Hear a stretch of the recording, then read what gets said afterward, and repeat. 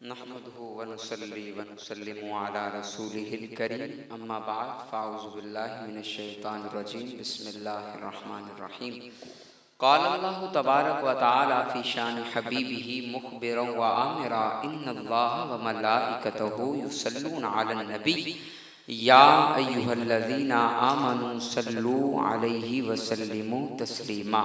بآواز بلند محبت کے ساتھ درود و سلام پڑھیے۔ الصلاۃ والسلام علیک یا سیدی یا رسول اللہ وعلی آلک واصحابک یا سیدی یا حبیب اللہ۔ الصلاۃ والسلام علیک یا سیدی یا نبی اللہ وعلی آلک واصحابک یا سیدی یا نور اللہ۔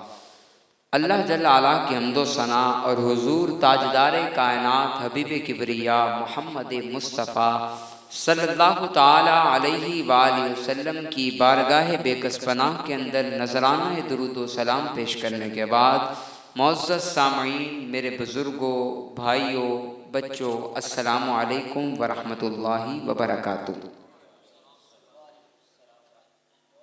میں نے بہت زیادہ لمبا کلام نہیں کرنا، اس لیے آپ لوگوں نے پریشان نہیں ہونا، کیونکہ میری عادت ہے کہ میں ہر محفل کے اندر یہ بات پہلے کر دیتا ہوں، اور مجھے یہ بات پسند نہیں ہے کہ لوگ سننا نہ چاہ رہے ہوں، وہ کہیں حضرت صاحب بس کر دیں، اور حضرت صاحب کہیں آخری ایک بات کر کے گفتگو کو ختم کرتا ہوں۔ تو میں لوگوں کے ذوق کے مطابق کلام کرتا ہوں، تو آپ نے توجہ کے ساتھ سننا ہے، کیونکہ اپنی تو بات ہم نے کرنی نہیں، یہاں پر بات تو زہرا کے بابا کی ہوگی، اور حضور کی بات ہو رہی ہو اور اہل ایمان کے دل سکون نہ پائیں، ایسا نہیں ہو سکتا۔ شیخ مہدی الفاسی نے لکھا اپنی کتاب کے اندر مطالع المسرات، جو دلائل الخیرات کی شرح ہے، آپ فرماتے ہیں جس بندے کے سینے میں حضور کا ذکر سن کر ٹھنڈ نہیں پڑتی، اس کے سینے میں دھڑکنے والا دل کسی مسلمان کا دل ہی نہیں ہے۔ یہ کیسے ہو سکتا ہے بھائی؟ بات حضور کی ہو رہی ہو اور تمہیں سکون نہ مل رہا ہو؟ اگر ایسا ہو گیا تو پھر غور کر، تیرا ایمان کامل نہیں ہے، کیونکہ وہ جو نہ تھے تو کچھ نہ تھا، وہ جو نہ ہو تو کچھ نہ ہو، جان ہے وہ جہان کی، جان ہے تو جہان ہے۔ تو حضور کی محبت کائنات کی اصل ہے، اور کائنات کے اندر جس کو بھی مقام ملتا ہے حضور کی وجہ سے ملتا ہے۔ انہوں نے محبت حضور کی ان کے دل کے اندر تھی تو محفل کا انعقاد کیا نا، ہر بندہ تو نہیں کرتا ہے۔ بڑے بڑے ہم نے دیکھے صاحب جبہ و دستار، بڑے بڑے صاحب تقوی، صاحب فضیلت، لیکن جب شادی کا موقع آتا ہے نا پھر کہتے ہیں حضرت صاحب کیا کریں، خوشی کا موقع ہے، اب نہیں کرنا تو کب کرنا ہے؟ اور بھائی اب تو بات تھی، ابھی تو امتحان تھا، ابھی تو پتہ چلنا تھا تمہارا کہ نعرے کھوکھلے تو نہیں ہیں عشق رسول کے۔ لیکن اب بابا جی بھی جو صاحب دستار تھے، جو پہلے سب سے پہلے مسجد کے اندر جا کر بیٹھا کرتے تھے، لیکن جس وقت بات آئی شادی کی، خوشی کا موقع آیا تو کہتے ہیں حضرت صاحب اب تو کرنے دینا، اب تو خوشی کا موقع آ گیا۔ میں نے کہا یہی تو بات ہے جس کو اللہ قرآن کے اندر بیان فرماتا ہے، وَإِذَا أَنْعَمْنَا عَلَى الْإِنسَانِ أَعْرَضَ وَنَأَىٰ بِجَانِبِهِ۔ ارے جب غم کا موقع آتا ہے تو ہر بندہ یاد کر لیتا ہے رب کو، جب کسی کو بخار بھی ہوتا ہے نا تو اس کو رب بڑا یاد آتا ہے، جب اس کو مشکلات بنتی ہیں تو وہ مالک کی دہلیز پر سر کو جھکاتا ہے اور مالک سے فریاد کرتا ہے۔ لیکن یہ مزے کی بات نہیں ہے، مزہ تب آتا ہے کہ حضور نے حضرت عبداللہ کا ہاتھ پکڑا اور پکڑ کر فرمایا عبداللہ جب آسانیوں کا موقع آ جائے نا، جب رب تمہیں خوشیاں عطا کر دے تو عبداللہ اس وقت رب کو بھولنا نہیں ہے، اس وقت رب کا نام لینا ہے، اس وقت رب کو پکارنا ہے۔ پھر کیا ہوگا؟ کیا تیرے اوپر کو مشکل وقت آئے گا؟ کہ عبداللہ جب مشکل وقت آئے گا تو دیکھے گا کہ رب کی رحمت تیرے پاس موجود ہے، لیکن یہ تب ہوگا۔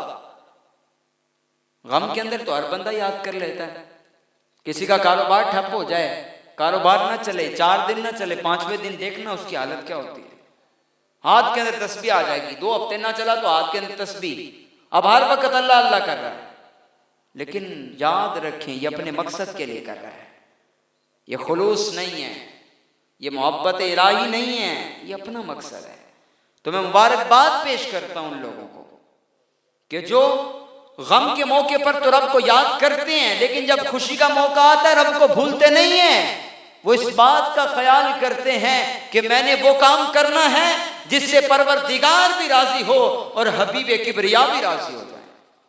اور پھر خدا کی عزت کی قسم ان لوگوں جن کی شادیوں کے اندر حضور کی محفل سجتی ہے، ان کے پیدا ہونے والے بچے کو ڈسکو ڈانسر نہیں بنتے، بلکہ کوئی وقت کا داتا علی حجویری بنتا ہے، کوئی بابا فرید بن جاتا ہے۔ تم آؤ تو صحیح اس طرح۔ پھر کہتے ہیں حضرت صاحب مشکلات ختم نہیں ہوتی، کوئی وظیفہ بتا دیں۔ ہمارے پاس آ کر باتیں کرتے ہیں۔ میرے پاس ایک مسجد کے اندر آیا نا بندہ، جمعے کے بعد مجھے کہنے لگا حضرت صاحب میرے بیٹے کی شادی ہے، تو مجھے کوئی آپ نصیحت کر دیں، کوئی بات بتا دیں کہ برکت ہو جائے۔ میرا سب میں مزاج اس طرح کہ شاید کچھ لوگوں کو سمجھ نہیں بھی آتا ہے کہ جو بات حق کی ہونا بھائی ہم نے تو کرنی ہے، اور ڈنکے کی چوٹ پر کرنی ہے، کسی کو پریشانی ہوتی ہزار بار ہو۔ میں نے کہا یار تم ایسا کرو، اپنے بیٹے کی شادی پر حضور کے میلاد کی محفل سجا دو۔ صرف اتنی بات کرنے کی دیر تھی، اس کا ایک رنگ آتا ہے ایک جاتا ہے، انداز تبدیل ہو گیا، اور جو اس کے الفاظ ہیں خدا کی عزت کی قسم آج تک میں بھولا نہیں ہوں، آج تک پریشان ہوتا ہوں ان لفظوں کو سوچ کر۔ جو شخص نے کہا تھا، جس کی ظاہری وضاحت مسلمانوں والی ہے، جو کلمہ حضور کا پڑھتا ہے، جو غلامی رسول میں موت بھی قبول کے نعرے لگاتا پھرتا ہے، لیکن جب خوشی کا موقع آیا پھر اس کا انداز تبدیل ہو گیا۔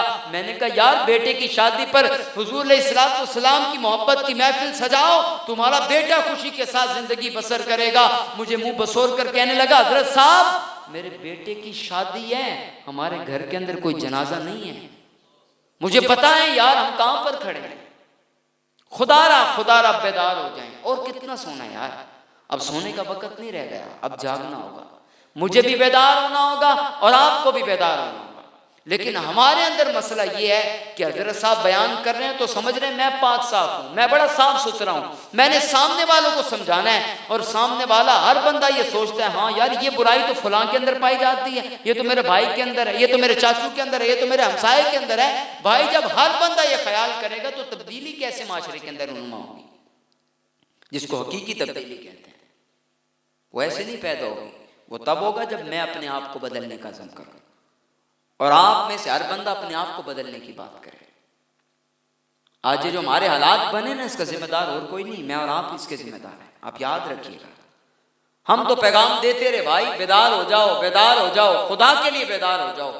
کشمیر کے اندر ٹکڑے ہوتے رہے، برما کے اندر بچیوں کے کباب بنا بنا کر کھائے جاتے رہے، لیکن یہاں پر کسی کو کوئی ان کے کان پر جوں تک نہ رینگی، بلکہ وہاں پر ٹکڑے ہوتے تھے، یہاں پر کرکٹ میچ ہو رہے تھے۔ مجھے بتاؤ پھر رب کا عذاب نازل نہیں ہوگا تو پھر کیا ہوگا؟ اور اس سے زیادہ دکھ کی بات یہ ہے کہ جو لوگ بڑے دیندار بنے پھرتے تھے، جو بڑے نعرے لگاتے تھے ہم نے بڑی تبلیغ کی، بڑا دین کا کام کیا ہے، وہ دعاؤں کے اندر التجاؤں کے اندر تعریفیں کر رہے ہیں حکمرانوں کی، اور تعریفیں کر رہے ہیں جی بڑا نیک آدمی ہے، بڑا نیک آدمی ہے۔ میں نے کہا یہ یاد رکھنا میرے کریم آقا کا فرمان ہے، من مشى مع ظالم لیقویہ وہو یعلم انہ ظالم فقد خرج من الاسلام۔ یہ کسی مفتی کی بات نہیں ہے، کسی حضرت صاحب کا فتویٰ نہیں ہے، بلکہ یہ اس نبی کی بات ہے جو بولتے ہیں تو اپنی مرضی سے بولتے نہیں ہیں۔ اللہ کا قرآن نازل ہوتا ہے، وما ينطق عن الهوى ان هو الا وحی یوحى۔ رب فرماتے ہیں تو وہ محبوب ہیں جو اپنی مرضی سے بولتے بھی نہیں ہیں، لب کھولتے بھی نہیں ہیں، یہ تو بولتے بھی وہی ہیں جو رب کا قرآن ہوتا ہے۔ یہ میرے کریم آقا کا فرمان ہے۔ حضور فرماتے جو کسی ظالم کے ساتھ چلا، یاد رکھیں جو کسی ظالم کے ساتھ چلا، کیوں چلا؟ لیقویہ، تاکہ اس کو تقویت ملے، اس کو اور سپورٹ ملے۔ وہ کہے جناب پہلے جو لوگ خلاف تھے وہ کہے حضرت صاحب بھی ان کے ساتھ ہیں، جی یہ تو بندہ ٹھیک ہے، وہ اس کی سپورٹ کر رہا ہے تاکہ اس کو تقویت ملے۔ اللہ اکبر، وہو یعلم انہ ظالم، حالانکہ یہ اس کی تائید کرنے والا جانتا ہے، جس کی میں تائید کر رہا ہوں یہ ظالم آدمی ہے، اس کو پتا ہے کہ اس نے بھرے مجمع کے اندر یہ بات کی تھی کہ نعت خوانی کر کے ہمارے نوجوانوں کو اداس نہ کیا جائے، ان کو بور نہ کیا جائے، ان کو پریشان نہ کیا جائے۔ وہ جانتا ہے کہ جس کی یہ تعریف میں کر رہا ہوں اس شخص نے کہا تھا، اس عاشق رسول کے بارے میں کہا تھا جس کے جنازے کے اندر 60 لاکھ بندے آ گئے تھے، اس کے بارے میں کہنے لگا کہ معاذ اللہ گورنر کے قاتل کو ہیرو بنا دیا جاتا ہے۔ اس کو پتا ہے وَهُوَ يَعْلَمُ أَنَّهُ ظَالِمٌ، وہ جانتا ہے ختم نبوت پر حملہ اس نے کیا تھا، وہ جانتا ہے حضور کے گستاخوں کو یہ آگے لے کر آیا، اس کے باوجود وہ اس کے پیچھے چل رہا ہے اور پھر کہتا ہے میں نے دین بیچا نہیں ہے۔ ارے اس سے زیادہ دین کا بیچنا اور کیا ہوگا۔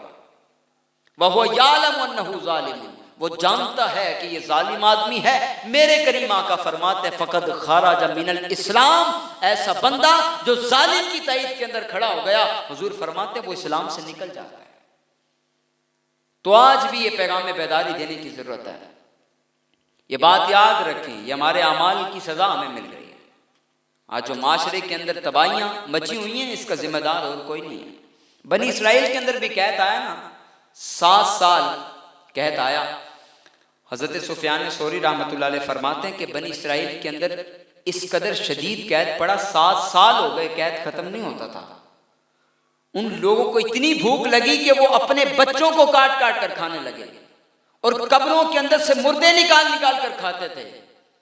تو پھر مالک کا پیغام آ گیا، مالک نے فرمایا کہ اے نبی ان کو بتا دو کہ جس وقت تک تم مظلوموں کا حق ادا نہیں کرو گے تب تک اگرچہ تم ہماری بارگاہ کی طرف اتنا چلو کہ تمہارے پاؤں گھس جائیں، تمہاری ایڑیاں گھس جائیں، تمہارے ہاتھ آسمان کو لگ جائیں، اس کے باوجود تمہاری دعاؤں کو قبول نہیں کیا جائے گا جب تک مظلوموں کو ان کا حق نہیں دیا جائے گا۔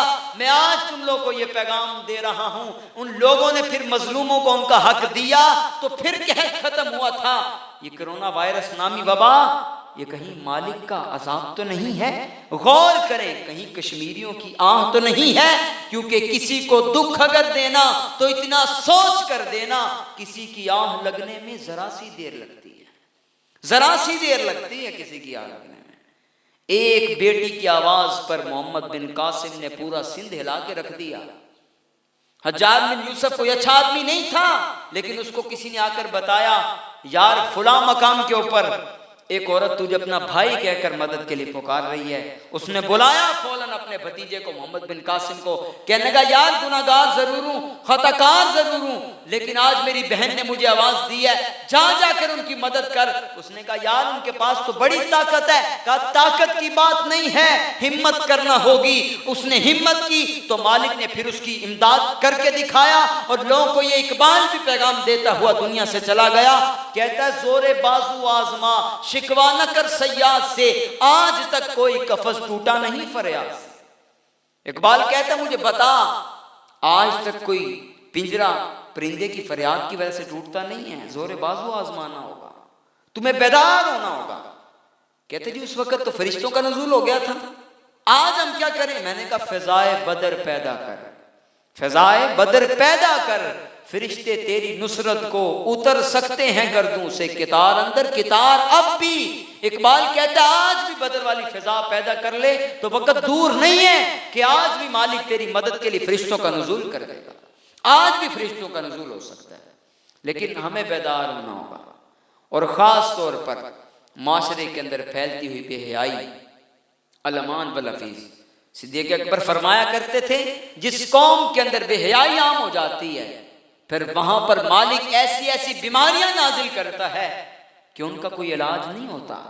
بھائی کہاں گئے آج ڈاکٹر 5-5 لاکھ فیس لے کر کام کرنے والے؟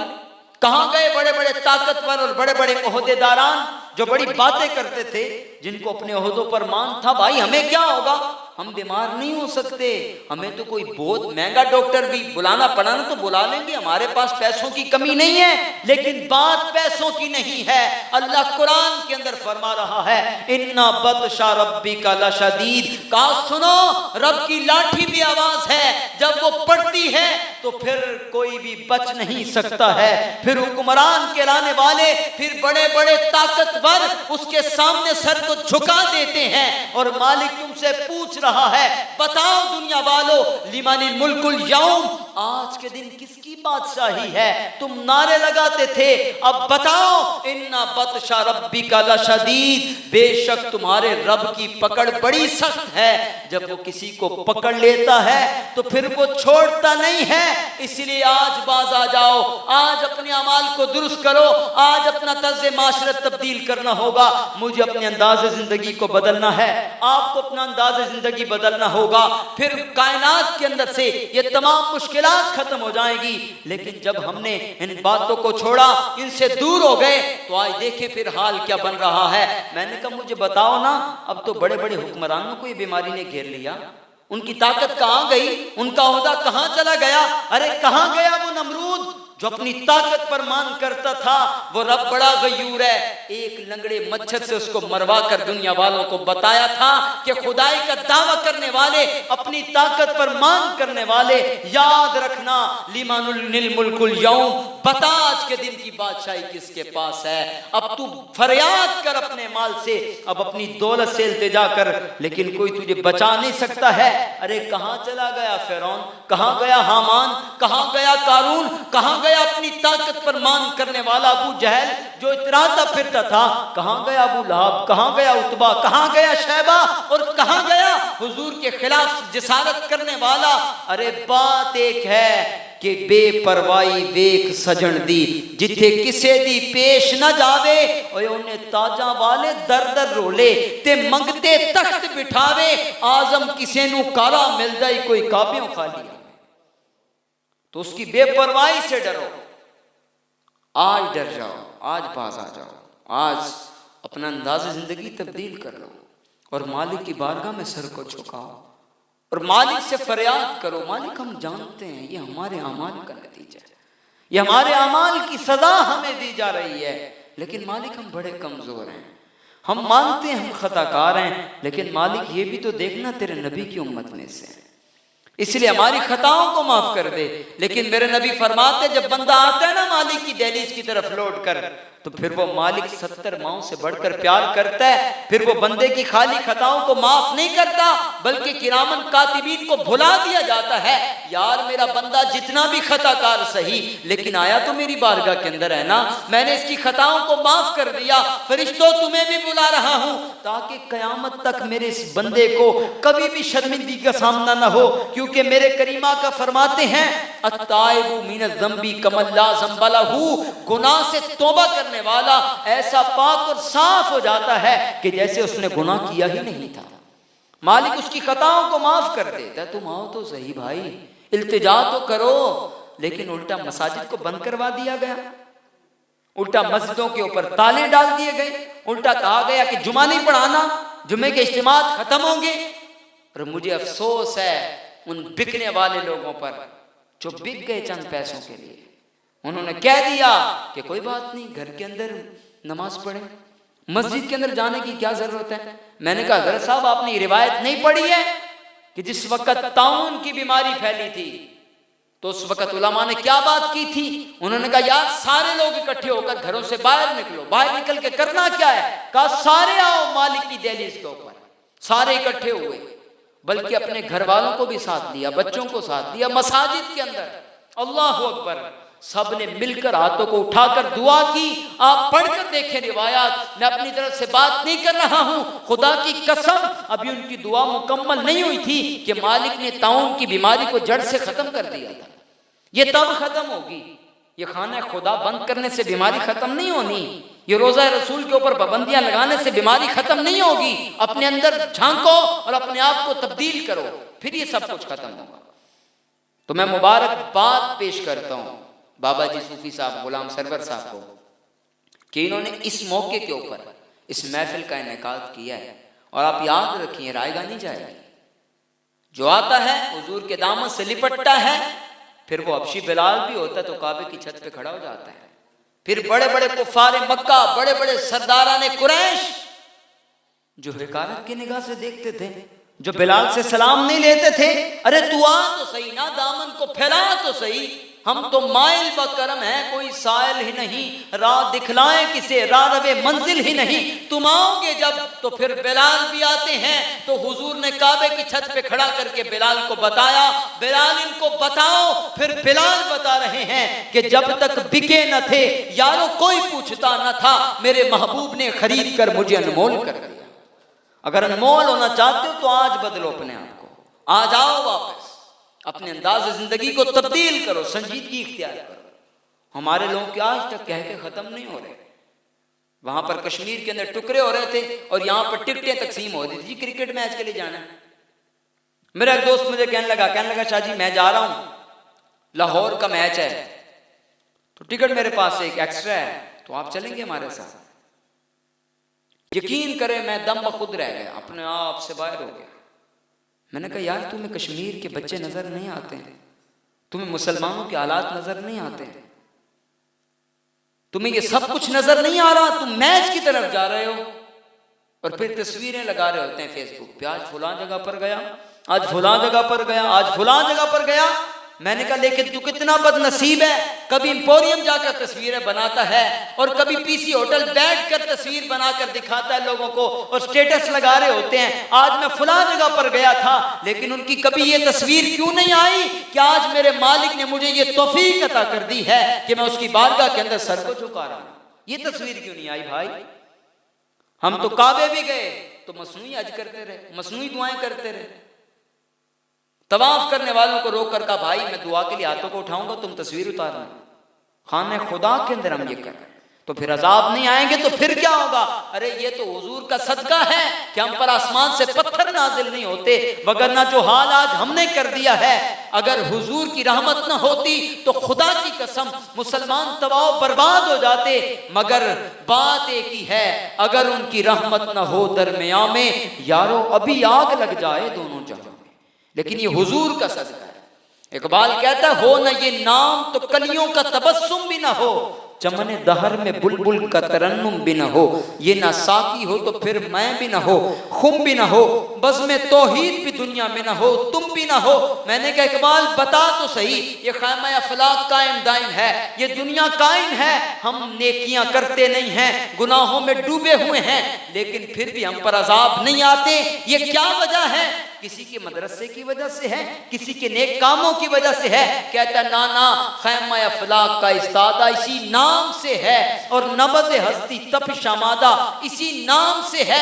وہ نام کیا ہے؟ قوت عشق سے ہر پست کو بالا کر دے اور دہر میں اس میں محمد سے اجالا کر دے۔ اقبال کے سارے فلسفے کا نچوڑ یہی ہے کہ محمد سے وفا تو نے تو ہم تیرے ہیں، یہ جہاں چیز ہے کیا لوح و قلم تیرے ہیں۔ ارے تو لوٹ کر آ تو صحیح، دامن کو پھیلا تو صحیح، ہم لوح بھی تیرے ہاتھ میں دے دیں گے، قلم بھی تیرے پاس ہوگا، پھر تیری تقدیر کے فیصلے واشنگٹن میں نہیں ہوں گے، امریکہ میں نہیں ہوں گے، پیٹاگون میں نہیں ہوں گے، وائٹ ہاؤس میں نہیں ہوں گے، تو در در کی ٹھوکریں نہیں کھائے گا، بلکہ مالک تجھے وہ مقام عطا کر دے گا کہ خدا بندے سے خود پوچھے بتا تیری رضا کیا ہے، پھر تجھے یہ مقام مل جائے گا۔ لیکن ایسے نہیں ملے گا، پہلے اپنے آپ کو مارنا ہوگا، پہلے اپنے نفس کو دبانا ہوگا۔ حضرت صاحب بھی وہاں پر ہی بات کرتے ہیں جہاں پر ان کو چار پیسے مل جاتے ہیں۔ میرا یہ درد ہے جو میں ہر جگہ پر جا کر بیان کرتا ہوں، کئی لوگوں کو بڑی پریشانی ہو جاتی ہے۔ بھائی تم نے منبر و محراب کا تقدس پامال کرنا تھا تو رہنے دینا تھا، پھر اسٹیج کے اوپر بیٹھ کر کہہ رہے ہوتے کون دیتا ہے دینے کو منہ چاہیے، دینے والا ہے سچا ہمارا نبی، اور جتنا دیا سرکار نے مجھ کو اتنی میری اوقات نہیں، یہ تو کرم ہے ان کا، ورنہ مجھ میں تو ایسی بات نہیں۔ میں نے کہا بات بالکل ٹھیک ہے، لیکن ایک دفعہ آپ لفافہ نہ دیں ذرا، اگلی دفعہ نہیں آئیں گے۔ ہمارے نعت خان حضرات بھی اس طرح کی باتیں کرتے ہیں، لیکن پیسے نہ دیے جائیں۔ اب ایک بڑا مشہور نعت خان تھا، میں نام لینے کا عادی نہیں ہوں، بڑے لوگ اس کے فالوورز تھے اور بڑے لوگ اس کو سنتے تھے۔ میرا ایک دوست بھی تھا، وہ کہتا ہے جی اس جیسا بندہ ہی کوئی نہیں۔ پچھلے دنوں وہ ایک ان پڑھ جاہل پیر کی تعریف کر رہا تھا، صرف 4 پیسوں کے لیے، اور پھر کہتے ہیں ہم نے دین بیچا نہیں ہے۔ بھائی یہی تو دین فروشی ہے، اور کیا ہے؟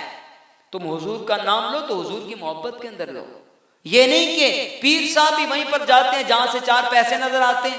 غریب بندہ آ کر کے حضرت صاحب ہمارے گھر کے اندر محفل ہے، آپ کا خطاب کروانا ہے، دعا کروانی ہے۔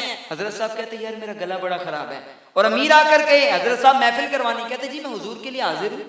آپ حضور کے لیے حاضر نہیں ہیں بھائی، اپنی جیب کے لیے حاضر ہیں۔ اگر تم حضور کے لیے حاضر ہوتے نا تو اس غریب کی جھونپڑی کے اندر جاتے ہوئے تمہیں آر محسوس نہیں ہونی تھی، کیونکہ جو حضور کے ہو جاتے ہیں پھر ساری کائنات ان کے قدموں میں آ جاتی ہے، پھر وہ مانگتے نہیں ہیں۔ شیخ سعدی فرماتے ہیں میں جنگلات کے اندر نکلا، اپنی گفتگو کو بس سمیٹ رہا ہوں میں، شخص 1-2-3 منٹ کے اندر گفتگو میری ختم ہو گئی۔ شیخ سعدی فرماتے ہیں میں جنگلات کے اندر نکلا تو میں نے بڑا عجیب منظر دیکھا۔ کسی نے پوچھا حضرت کیا دیکھا ہے؟ فرمایا میں نے دیکھا کہ ایک شخص اس نے ہاتھ کے اندر سانپ کا کوڑا پکڑا ہوا تھا اور بیٹھا وہ چیتے کے اوپر تھا۔ میرے پاس آ کر ہو گیا، میں گھبرا گیا، مجھے کہنے کا سعدی ڈر گئے ہو؟ میں نے کہا یار بات ہی ڈرنے والی، ایسا کبھی منظر دیکھا ہی نہیں ہے۔